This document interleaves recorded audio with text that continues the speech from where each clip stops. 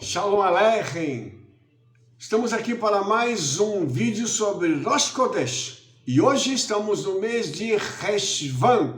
E Reshvan também é um mês com muitas características especiais e poderosas. Vamos lá. Esse mês ele é chamado de Chodesh Bul. Por quê? Porque nesse mês, no dia 17 de Reshvan, começou o dilúvio. Relatado lá em Gênesis, ele foi terminar um ano e pouco depois, no dia 27 de Reshvan. Então, esse dia, esse mês, inclusive, ele carrega também essa questão de Noah, o nosso querido irmão que passou pelo dilúvio com sua família. Ele ofereceu um sacrifício ao Eterno que prometeu jamais enviar um dilúvio sobre a terra. Então, esse mês, ele está caracterizado também como um mês em que o Eterno julga aqueles que têm se levantado contra a sua obra. Ele tira para fora Noah e a sua família, ele salva a sua família e tira para fora da arca, e é um mês em que o sinal do pacto aparece nos céus. Então esse é um mês interessantíssimo, porque segundo a tradição judaica, esse mês ele está reservado para algo muito especial. Por quê? Porque ele está ligado com a letra Nun. E a letra Nun é a letra do Mashiach. Aí você vai perguntar assim, Rabino, mas por que a letra Nun é a letra do Mashiach? Porque está escrito assim, lá em Salmo 72:17, antes do sol está o seu nome, Inon, que em hebraico é Ie-Non, ou Do-Nun. Então, o nome do Mashiach, ele está ligado à letra Nun.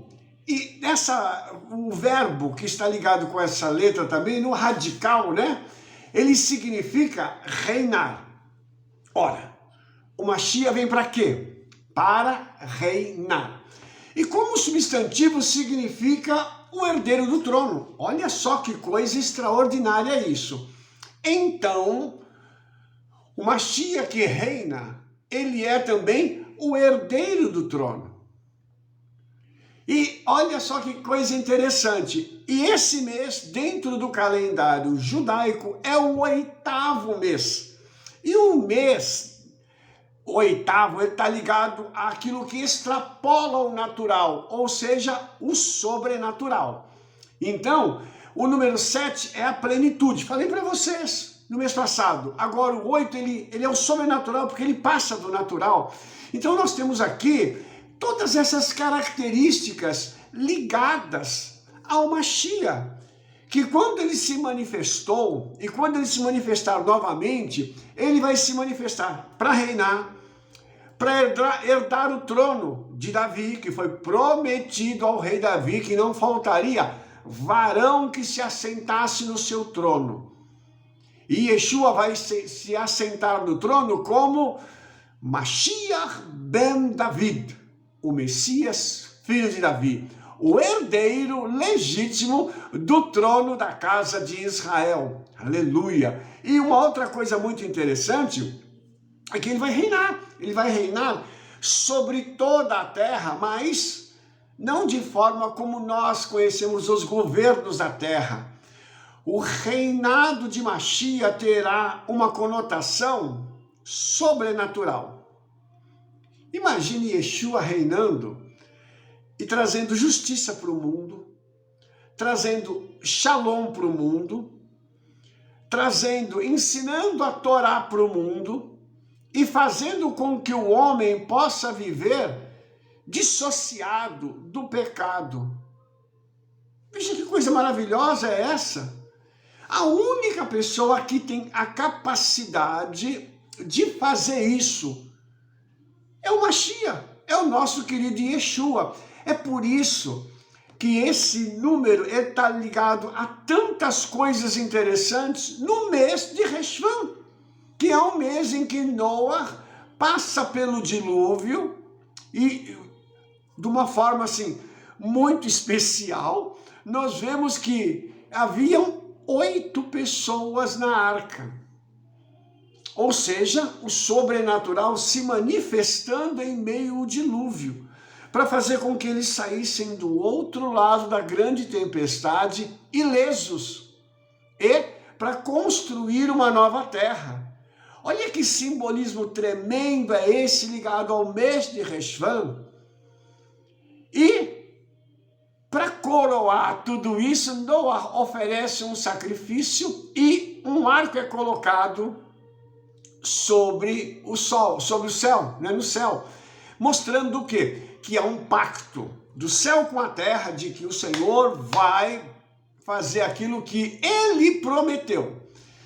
Uma outra coisa também que eu acho que é muito interessante dentro desse aspecto aqui, é que o rei Davi possuía uma harpa com 7 cordas. O Mashiach, a harpa do Mashiach que ele vai tocar, possui 8 cordas. Então, isso mostra o quê? Que a música que vai sair da boca do Mashiach, ela é uma música transcendental, ou seja, ela é sobrenatural. Baruch Hashem por isso. E olha só que coisa tremenda. A gente vê que o Nun, ele é curvadinho, né? E ele é curvadinho para mostrar também a questão da humildade. E é interessante, né, que o Mashiach, quando ele veio e se apresentou entre nós, ele veio como servo sofredor, como alguém humilde. Olha que coisa interessante, tudo isso mostrando para mim e para você como é impactante a gente viver esse mês de Reshvan e ter isso na nossa alma, conectado conosco através do Espírito Santo, fazendo com que essas características do Mashiach possam estar conosco. Aí você vai me dizer assim, mas Rabino, o senhor acha que a gente tem condições de reinar também? Lógico que nós não vamos assumir trono nenhum, não há necessidade disso, mas nós podemos reinar aqui, com certeza. E o Senhor tem dado para a gente poder e autoridade para que nós possamos, em nome de Yeshua, inclusive pisar cobras e escorpiões. E todo o mal que se levanta contra a nossa vida, nós temos como reinar sobre eles espiritualmente, em nome de Yeshua. É um mês também em que nós vamos ver muitos livramentos do Senhor.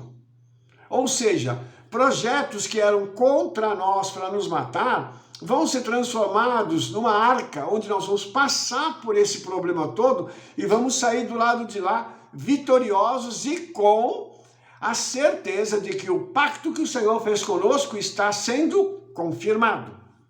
Por isso esse mês, ele é tão tremendo e ele é tão importante, porque ele carrega tudo isso, ele carrega essa luz infinita do Eterno na pessoa do Mashiach. Ele carrega todo esse poder e essa autoridade que já está disponível no mês de Reshvan. Só para a gente continuar, a gente vai ver uma outra coisa muito linda aqui. O azar desse mês também está ligado a Akravo, que é o escorpião. E é interessante porque o escorpião, ele é um dos membros mais mortais de toda a categoria de bichos peçonhentos, né, de criaturas peçonhentas. O escorpião está lá também no topo, digamos assim. E ele aponta também para a figura primordial da serpente lá no Gan Eden, que mordeu o homem com o pecado, injetando no homem o pecado. A palavra akrav, ela vem da raiz akev, que é calcanhar. E lá em Gênesis 3,15 está escrito assim, e tu, está falando da serpente, o morderá no calcanhar. Morderá quem? O homem. Aí a gente precisa entender, que profecia que é essa? Como assim a serpente vai morder o calcanhar? Olha só que coisa interessante, o calcanhar, ele é aquele ponto de equilíbrio do homem. Quando nós estamos andando, se alguém chegar por trás e tocar no seu calcanhar, dependendo da forma que te tocar, te faz cair, ok? Então, a nossa pergunta agora é, quem é o calcanhar do Eterno? Uma boa pergunta. Vamos para a Bíblia? Como é que era o nome do nosso terceiro patriarca? Yaakov, que se você traduzir ao pé da letra, ele diz o seguinte, a tradução, calcanhar do Eterno. Então, o nome dele significa isso. Ele era a fraqueza do Eterno. Só que o nome dele foi mudado de Yaakov para Israel. Então, o calcanhar do Eterno, quem é? Israel, é o seu povo. E olha só, a serpente, ela deveria perseguir e tentar derrubar quem? O povo de Israel. E você sabe por quê? Porque Satanás não pode com o Eterno, Satanás não pode com o Yeshua, ele não pode com o Ruach HaKodesh, que é o Espírito Santo. Mas para cima da gente ele pode vir. Sabe por quê? Nós somos a coroa da criação do Eterno. Então, o que que ele faz? Eu não posso atingir eles lá, eu vou atingir os filhos aqui. E ele vem para tentar, então, morder o nosso calcanhar, para poder nos envenenar e nos levar à morte, para a gente ficar separado do Senhor. E uma coisa interessante que, dentro da tradição judaica, né, a tradição diz assim que o Mashiach, ele é a única alma no universo capaz de superar e matar essa serpente primordial, fazendo com que a sua picada não tenha mais efeito. E Yeshua fez isso quando ele ressuscitou dentre os mortos. Tanto que o nosso querido Rabino Shaul, ele tem um versículo que ele diz assim, tragada foi a morte na vitória. Onde está, ó morte, a tua vitória? Onde está, ó inferno, o teu aguilhão? Então Shaul, ele fala dessa vitória que o Mashiach conseguiu sobre a serpente primordial, aquela serpente que trouxe o pecado para o seio da humanidade e fez com que as consequências do pecado em si se multiplicassem, chegando a coisas que são assim impensáveis. Problemas que o homem carrega hoje que estão conectados a esse pecado. Então esse mês de Reshvan é um mês também em que o Mashiach nos dará a oportunidade de vencermos estes pecados, de vencermos esta serpente que tão de perto nos assedia, tentando fazer a gente se separar de Yeshua, né? E eu queria mostrar agora uma outra coisa para você, que um outro mazal, né, deste mês está ligado à tribo de Menash ou Manassés, tá? Manassés foi o primeiro filho de Yosef no Egito. E é interessante que essa palavra Menash, o nome Menash, significa que me faz esquecer. O que Yosef queria esquecer? Todos os problemas que ele teve com os irmãos. Por quê? Os problemas que ele teve com os irmãos magoaram muito e feriram a sua alma.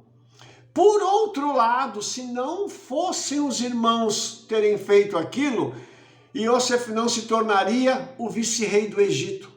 Então, o que ele queria esquecer? A parte negativa que ficou na alma dele, nas lembranças de Yosef acerca de sua família. Por que eu estou falando sobre isso? O mês de Reshvan é o mês da gente também abrir a boca para perdoar e esquecer as coisas negativas que fizeram conosco. Por quê, irmãos? Porque carregar esse sentimento é como ter um saco de lixo às costas. Ou é como tomar veneno. Eu tomei aqui um veneno agora, eu quero morrer porque eu estou guardando mágoa aqui no meu coração, agora eu vou morrer por causa disso. Meu pai, será que é isso que nós queremos? Então, esse mês de Reshvan, ligado a Menash, ele dá oportunidade para mim e para você, para a gente poder abrir mão disso tudo, esquecer isso, para a gente poder focar no lado bom, que aquilo que parecia ser algo terrível nos impulsionou para algo maior. Mas, Rabino, isso não acontece com a gente, não. acontece sim. Eu tenho uma experiência muito interessante, que eu tive um problema há 2 anos atrás, 3 anos, tá para fazer 3 anos, e eu fui traído por algumas pessoas que eu mais amava e que eu mais ajudei. Só que essas pessoas, quando fizeram isso, me deram a oportunidade de crescer numa outra área, porque o Senhor permitiu que essas pessoas fizessem isso comigo e Ele abriu portas em outra área e eu comecei a crescer. E alcancei bênçãos assim que estavam anos guardadas, sem me alcançar. E naquele período, depois daquele período, elas começaram a deslanchar, as coisas deslancharam para mim e a minha vida se tornou uma grande bênção. Inclusive espiritualmente falando, eu consegui progredir muito mais sem aquelas pessoas. Você entendeu? Depois que eu abri mão, perdoei, e aí a minha vida decolou mais ainda. Então veja como é interessante, como é importante a gente entender isso. Nós precisamos ter essa visão de pensar o seguinte: eu vou carregar o lixo do passado comigo? Não. Vou perdoar e vamos seguir em frente em nome de Yeshua. Para mim caminhar para o final desse nosso vídeo, eu quero falar sobre o olfato que está ligado ao mês de Reshvan. É interessante que a palavra olfato, reiach, ela é cognata, né? Ela está ligada à palavra ruach, que é espírito. Então, o olfato é o único sentido que a alma desfruta e não o corpo. Porque com o olfato é como se você sentisse aquele cheiro e dissesse assim, a minha alma lá dentro está se alegrando com esse cheiro que eu estou sentindo. E uma coisa interessante também, o Mashiach, ele vai reconhecer os seus servos pelo olfato. Como assim, Rabino? É o que a tradição judaica nos ensina, tá? Ele cheirará a reverência ao Eterno, ao temor do Eterno. Ele vai julgar pelo odor. Isso é uma coisa tão interessante que nosso querido Rabino Polos diz que nós somos o bom perfume do Mashiach. Aleluia! Ou seja, o Messias, nós temos cheiro do Messias, por isso que quando ele nos chamar, nós teremos a mesma fragrância que ele exala, que é de temor ao Eterno, que é de santidade, que é de amor à palavra do Eterno. Você está entendendo? Então esse mês de Reshvan, ele carrega essa série de coisas. E eu tenho que pedir ao Senhor para que nesse mês de Reshvan, tudo isso possa acontecer comigo e no final eu possa exalar pelos meus poros o bom perfume de Yeshua, para que todas as vezes que alguém chegar perto de mim, a pessoa sinta o perfume de Yeshua, sinta perfume de santidade, sinta perfume de temor aos céus, sinta o perfume do compromisso, sinta o perfume do amor que nós temos por Yeshua e pela sua palavra. Nós precisamos disso. Nós precisamos que haja uma mudança, uma transformação, que Reshvan seja esse tempo em que eu e você sejamos tocados e transformados. Que desde o princípio desse vídeo, quando eu estava falando com você, meu irmão e minha irmã, sobre essa mudança que acontece da Arca de Noé ser fechada, e o dilúvio começar ali em Reshvan, e a arca então se levantar, e ela foi para uma condição de um mar agitado, em que quase afundou, mas 1 ano depois saiu do lado de lá com perfeita salvação e com o objetivo de oferecer um sacrifício de gratidão. Que assim seja com a nossa vida, que a gente nesse mês nós ofereçamos ao Senhor sacrifícios de gratidão, porque a gente vai olhar para o céu e falar assim: Senhor, o teu pacto comigo está confirmado em nome de Yeshua.